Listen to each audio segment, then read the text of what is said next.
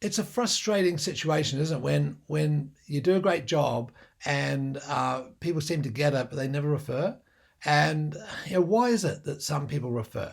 Why is it they send heaps of their friends in and others just don't? So is there really an easy way to get internal referrals, or do we have to rely on external stimulation from the media or from getting out there in the community, which is not bad, but it's not the way to build a sustainable practice. So, what's the secret sauce that drives internal referrals? What is it that is that essence within a person that will refer against the person who won't refer, and they're both similarly happy with their care? So knowing when and where to go and when not to go for referrals is a critical component of this. And so making sure that people also follow through with their referral commitment is another component of this. And it's really about some people don't need much and they do lots with internal referrals, and other people need a lot and they don't do much. So let's have a look at these low-hanging fruit. So really what I'd love to do here in this very short period of time I got together is to look at how to identify the serial referrers in your practice and then empower them. Now, this comes to me firsthand in terms of how I got into chiropractic. My journey in chiropractic was one of total ignorance at about 6 o'clock at night, and then a commitment to throw my whole life, my earnings, everything I had, my time into chiropractic about 9 p.m. at night. And it came about because I was sitting with a couple of guys who were chiropractic students, and they told me all about chiropractic. Never heard of it, but by the end of that period of time, after a few beers, I said to myself, hey, this has got my name all over it. This is me. This is what I got to do. And I'd never seen a chiropractor, never had any experience on it at all. So, but there was something in that interchange there that made a big difference that we can then take into the referral situation. Now, Kylie, for example, comes into our practice about a year ago. She arrived, and difficult breathing, aches everywhere, fatigue, stressed, depressed, frustrated. Life wasn't too good for Kylie, and it had been a period of time, been all the rounds of the different professions to see if she could get some relief and improve her life, not just only relief, but just see what was underlying cause. And anyway, she understood the journey model, the essence of chiropractic, the safety pin cycle, and just some very, very basic things. And after her first couple of adjustments, it was like, oh my gosh, I know this has changed. Oh my gosh, I know this has changed. Now, the thing with Kylie is that she had this ability to extrapolate into the future.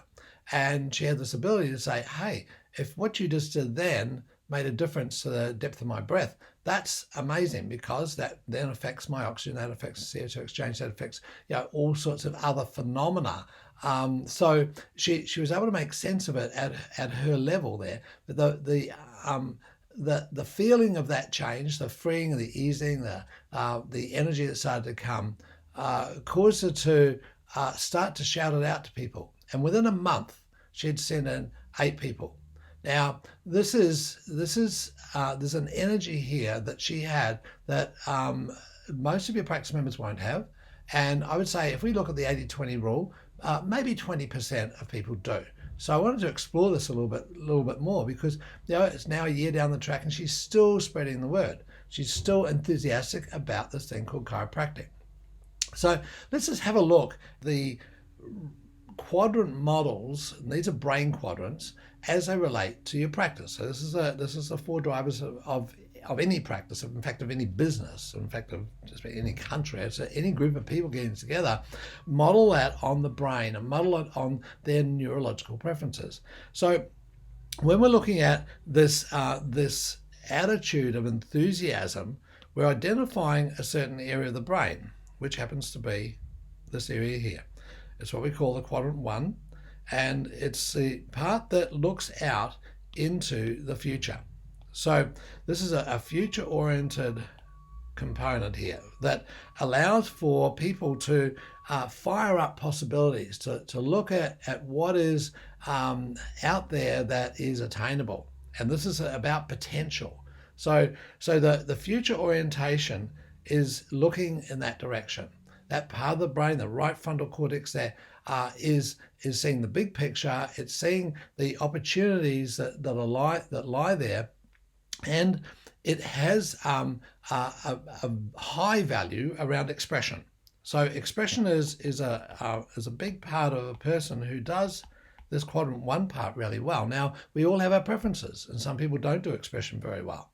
So the low-hanging fruit, so to speak, is the person who expresses themselves, and they're very animated. They love to show their emotions and their moods. Like Kylie, for example, a couple of days after those first adjustment, actually, she was down at the beach, fully clothed, walking on the beach, feeling so grateful, so enthusiastic. She lay down on her back in the shallow water of the beach and did starfishes in the sand. So I mean, it's just like spontaneous, not caring about what others think, just wanting to share.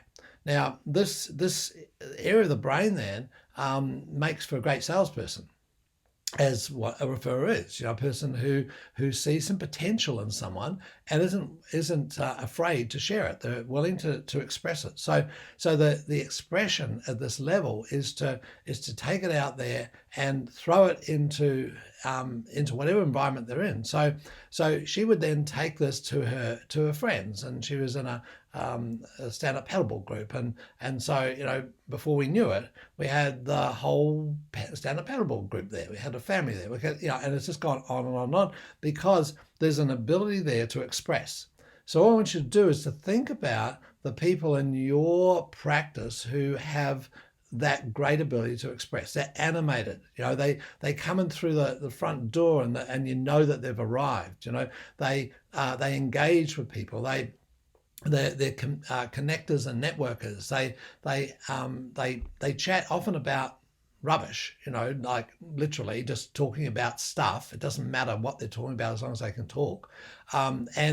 But they can, because of the enthusiasm that comes from underneath that, it's heartfelt, and this is one of there's a major connection here with the heart in this quadrant one part. It's heartfelt, and people feel the sincerity of it. They feel the energy behind it. So it really doesn't matter about the words. It doesn't matter about the science. It doesn't matter the understanding to any great degree. It's the experience of being with that person and their expression that comes deep down from inside them, and it just goes out. So I want you to really think about who are those people in your practice, and you may only have a handful. It's not uncommon for a practice to have only a few people who are really like serial referrers, and they're people who have this particular character trait. They are out there, and so really then it's just a matter of being able to support them and give them some data to go with it, because they could sell ice to the Eskimos, so to speak. They could come from a position of, oh, this is amazing, you've got to get your butt down there. That's their line. It's just like, it's incredible. It's incredible. No, just pick up the phone now. Look, do it now.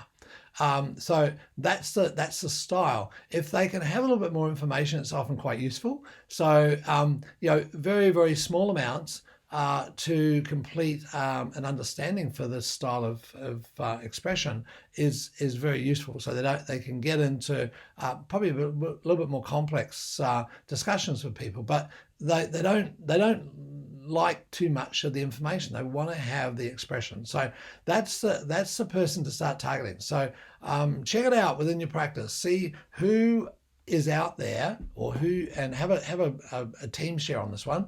Who's there to that you could connect with at a more intimate level, maybe relative to the benefits that they've gained and how this impacts on their future.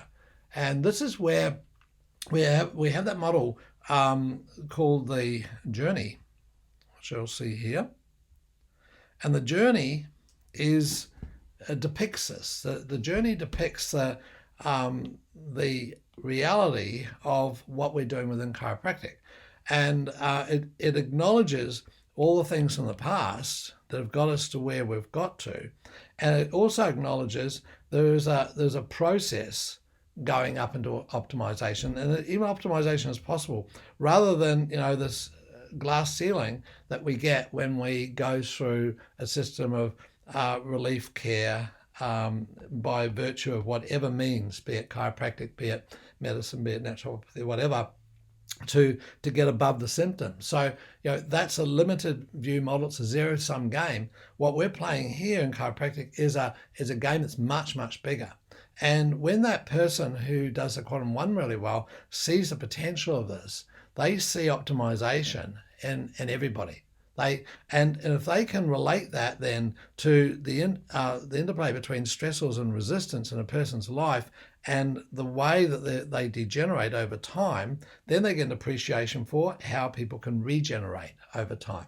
So they don't need much, and they think visually. So give them visual cues for understanding, and then a little bit of physical evidence, such as showing them or letting them demonstrate to themselves their muscular improvement, strength, their volume of respiration, their various tests of posture and structure and heart rate variability and so forth. They love that. They don't take too much notice of it, but they bear in the back that this is in the back of their mind that this is more evidence that substantiates what they're about. But they don't even care that what other people think. It's just fantastic. It's just great, and you just got to be there. So that's the name of the game with these people. Identify these people. You'll have them in your practice. And are they being educated well enough? Are you bringing that out of them and allowing them, giving them permission to do what you'd love them to do?